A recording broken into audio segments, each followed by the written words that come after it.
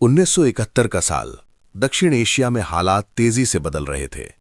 दुनिया की नजरें भारत और पाकिस्तान के बीच बढ़ते तनाव पर टिकी थीं। लेकिन सीमा के इस पार दिल्ली के एक शांत से दफ्तर में एक ऐसी योजना बन रही थी जिसके बारे में उस समय बहुत कम लोग जानते थे। रॉ के कुछ चुनिंदा अधिकारी एक बेहद गुप्त मिशन की तैयारी कर रहे थे। उनका लक्ष्य था दुश्मन देश के अंदर जाकर ऐसी जानकारी जुटाना जो आने वाले युद्ध की दिशा तय कर सके।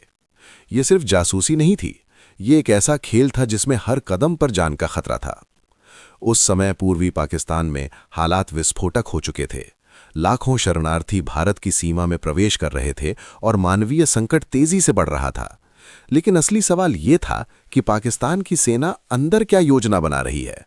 क्या वो भारत के खिलाफ बड़ा हमला करने की तैयारी में है?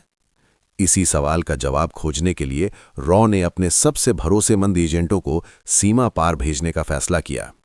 ये एजेंट किसी फिल्मी जासूस की तरह नहीं थे, वे आम लोगों की तरह दिखते थे, कभी व्यापारी बनकर, कभी मजदूर बनकर, तो कभी स्थानीय नागरिक की तरह। रात के अंधेरे में खामोशी से सीमा पार की गई। हर कदम पर खतरा था। अगर पकड़े जाते तो उनका अस्तित्व तक स्वीकार नहीं किया जाता। लेकिन मिशन इतना महत्वपूर्ण था कि पीछे हटने का सवाल ही नहीं था। कुछ ही दिनों में इन एजेंटों ने दुश्मन इलाके से ऐसी सूचनाएं भेजनी शुरू कर दी जिन्होंने दिल्ली में बैठे रणनीतिकारों को चौंका दिया।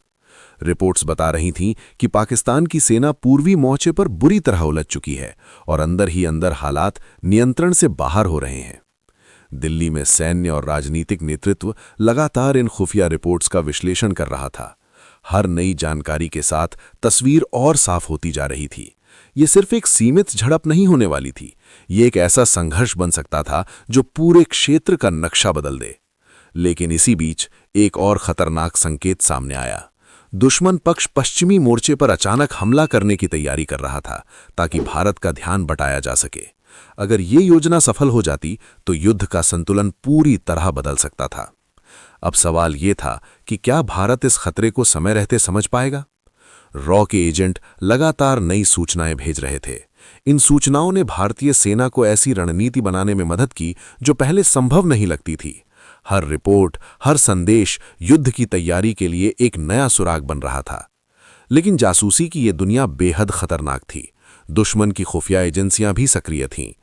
कुछ जगहों पर शक की नजरें उठने लगी थीं। अगर किसी एक एजेंट की पहचान खुल जाती तो पूरा नेटवर्क खतरे में पड़ सकता था। फिर भी मिशन जारी रहा, क्योंकि अब यह सिर्फ एक खुफिया ऑपरेशन नहीं था, यह आने वाले युद्ध की दिशा तय करने वाला कदम बन चुका था। और फिर दिसंबर 1971 में वो पल आया जब हालात अचानक विस्फोटक हो गए। सीमाओं पर गोलियां चलने लगीं, आसमान में लड़ाकू विमान गूंजने लगे और दक्षिण एशिया एक बड़े युद्ध के मुहाने पर खड़ा हो गया। लेकिन उस समय बहुत कम लोग जानते थे कि इस युद्ध की कहानी सिर्फ मैदान में लड़ी गई लड़ाइयों